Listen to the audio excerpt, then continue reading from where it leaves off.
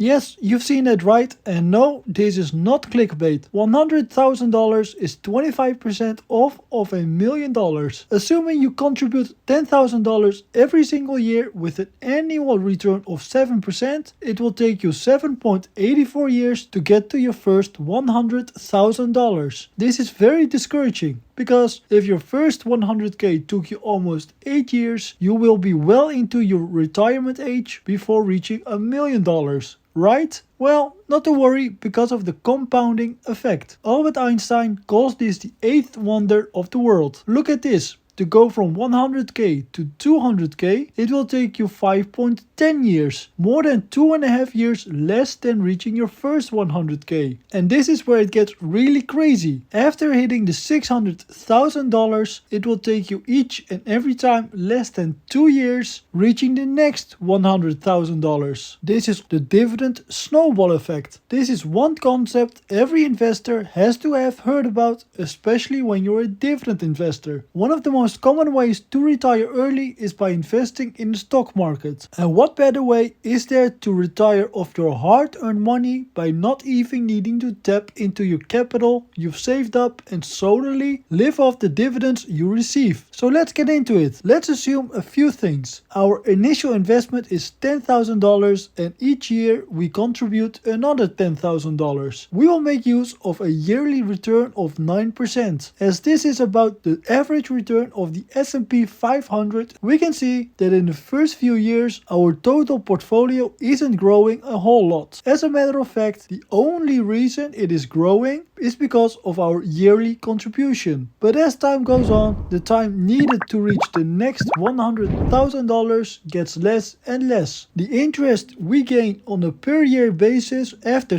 10 years is only $13,673. But looking at the interest gains after 20 years, we can see this almost tripled to $46,000. And after reaching $1,000,000 after 27 years, we will receive an annual interest income of $92,450. This far succeeds the yearly contribution of $10,000. We've only contributed $280,000 thus far in order to reach a total portfolio of $1,000,000. We can see this in both of these graphs. The blue line shows our total portfolio. In the beginning, this is slowly growing, but after 20 or 25 years, this is growing by almost $100,000 a year. So, in order to know when we are able to live off dividends, we need to know our monthly living expenses. Let's assume our monthly cost of living is $3,000 a month, getting to $36,000 of yearly living expenses. With an average inflation rate of 2%, we can calculate our future living expenses for the coming 30 years. So in 25 years, we need about $58,000 to cover our yearly living expenses. So now that we've got these two metrics,